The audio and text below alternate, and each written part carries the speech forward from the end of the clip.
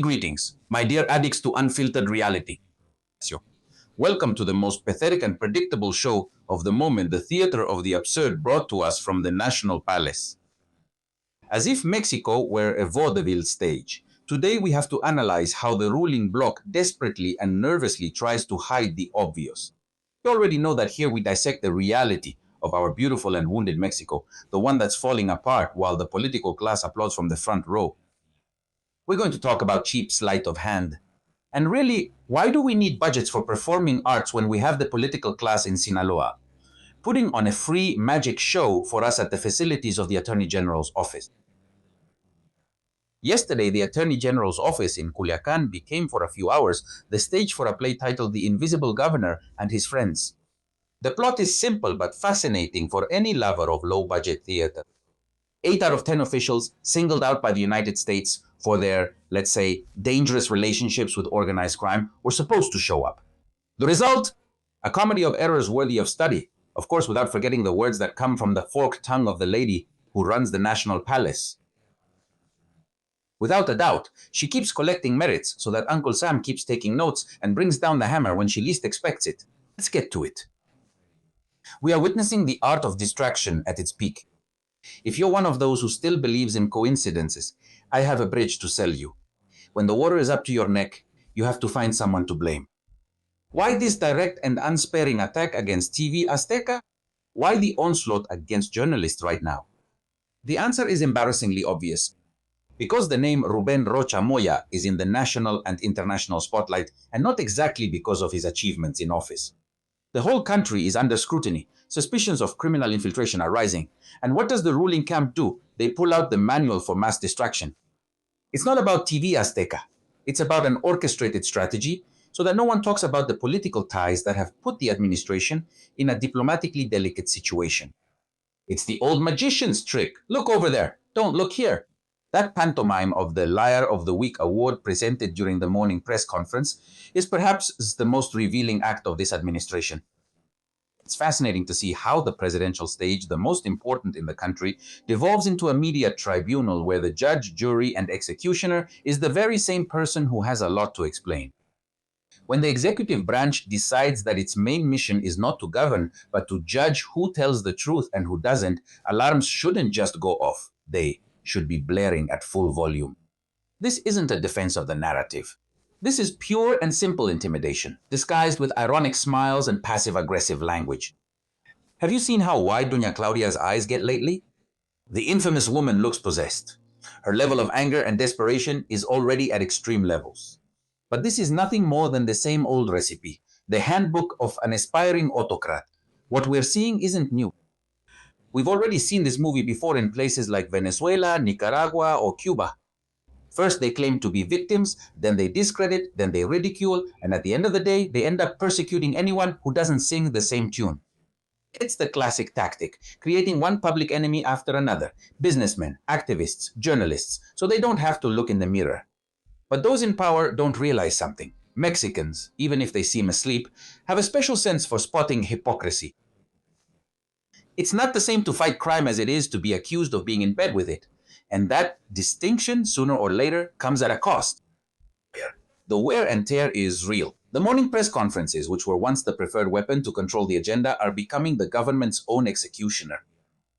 They spent their time spitting into the wind, and now it's blowing right back in their faces. The more they speak, the more contradictions they reveal. The more they try to explain the inexplicable, the more tangled they get in their own web of rhetoric. Or as I like to say, they've messed up. Not satisfied with that, they've made it even worse. And not satisfied with that, they start making snow angels in the shit. The real battle, and this is what we must not lose sight of, is not for a TV station's ratings or for some ridiculous contest at the morning press conference. The battle is for the freedom to question, to prevent us from getting used to living in a country where the government dictates what can be said and who can be publicly crucified. And the first thing that stands out is the pathetic contradiction at the heart of our transformation.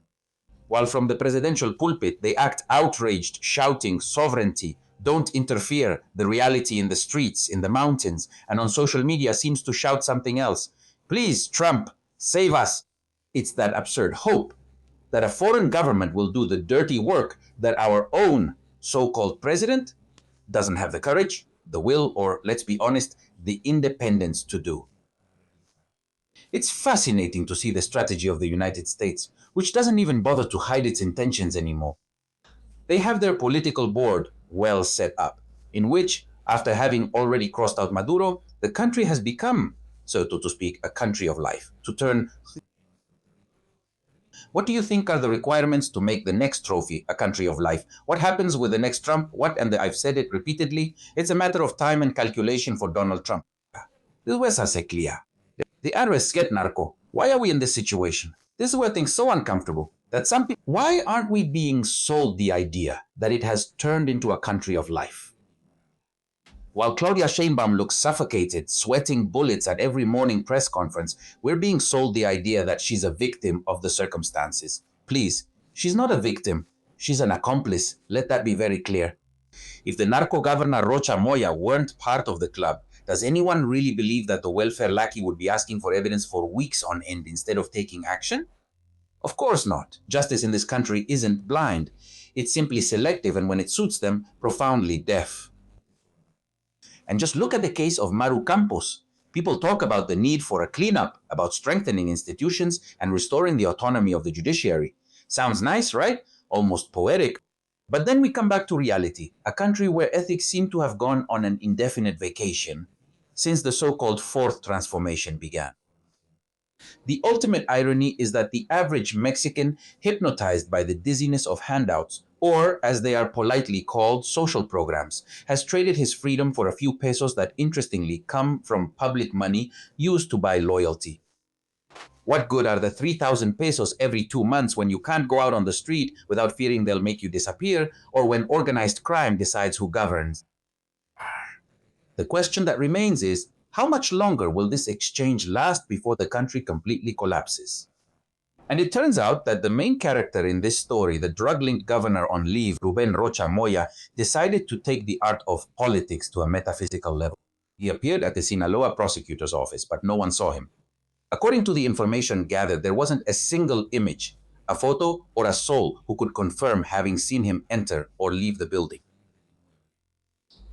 The man, like a phantom of the political opera, simply released a message, a statement on his X account saying yes, he was there, and that he is very willing to continue responding to summons. What nobility! What an ethereal sense of institutional commitment! Meanwhile, in the real world where the laws of physics do apply, others try to play lawyer. The Morena narco senator Enrique Insunza, for example, appeared on the scene but chose absolute silence. Why speak if you can appear as your own lawyer? A masterful move of legal self-sufficiency that would surely be envied by the best litigators in the country. But don't think the cast was complete. Confusion was the real guest of honor. We have the mayor of Culiacan, currently on leave, Juan de Dios Gámez Mendíbil, who in true escape artist fashion vanished. Some say they saw him in a convoy of trucks, but no one could confirm it. And then there are the three who disappeared from the map: Alberto Jorge Contreras Núñez, José Antonio Dionisio Hipólito, and Juan Valenzuela Millán. Nothing is known about them. No sign, no clue, not even a courtesy tweet. What is truly hilarious, if it weren't for the fact that it's the justice system of our country, is the level of secrecy. While other cases like Maru Campos's bombard us with press conferences, photos, official summons, and all the trappings of judicial transparency. Here, everything was one big. Don't look at me. I'm not here operation. Deputy Prosecutor Damaso Castro at least had the courtesy to come out and say something to the microphones, trying to convince us that everything is under control and that he trusts the institutions. How sweet. For his part, the former head of the investigative police, Marco Antonio Almanza Avilés, defended himself with the textbook argument, "I have never belonged to a criminal group." Of course, because everyone named by the United States Department of Justice usually says that. That's how they all start. Former head of investigation, Marco, a group police investigation. Almanza, never have I. Former head of investigation, Almanza to call him. They were an offense and a mockery to Mexican society, because we know very well that it was just theater to pretend they work, to pretend there's any institutional order, to pretend the head of investigation defended himself with the argument that he had belonged to a criminal group. For Marco, the former head of investigation, it was never about removing idiots, or us. So, dear cultured and knowledgeable audience, stop looking at the shiny distractions and start looking into the depths of the abyss. Mexico is still waiting for answers about Sinaloa, about public safety, and about the institutional crisis. Power does not reside in presidential speeches. It resides in the citizens' ability to demand checks and balances. And while the government remains obsessed with controlling the narrative, we have to be ready for 2027. At the polls is where it is truly decided whether we want to continue being a country that normalizes intimidation or one that regains its dignity. Keep staying informed, keep questioning, and above all, don't let yourselves be distracted by shiny objects. The clock keeps ticking louder and louder, of course. And let's be honest, it's terrifying. Justice will come, yes, but most likely it won't come from Mexico. If our ruling class doesn't man up and decides to keep siding with the cartels instead of the law, Mr. Trump will come to restore order. Dios. Everything points to that happening, and when it does, there's no point in crying or invoking the Constitution, because they've been using that same Constitution to wipe their asses for years. We're witnessing the prelude to an intervention that nobody wants, but Claudia Sheinbaum is provoking it with her inaction and complicity. Justice will come sooner or later, and it's better for the Mexican state to take control before someone else decides they've had enough of waiting. That's why, in her desperation, Chachi is calling for her march for sovereignty next weekend. But that's nothing more than adding fuel to a fire that's already sending up huge tongues of flame. Stay tuned, because in this country, reality always surpasses satire. Don't go anywhere. This is just getting started. Stay tuned. We're still here waiting for common sense to stop being the least common of the senses. What do you think? I'll read your comments. See you on Friday. Remember, you can make your donations via PayPal. Thanks to you, this channel stays active. And hit the bell to get notifications every time there's new content. Thank you. Remember, you can make your donations via PayPal. You'll find the information in the comment section. Thanks to you, this channel stays active. It's very important to subscribe, like, and hit the bell to get notifications every time there's new content. Thank you.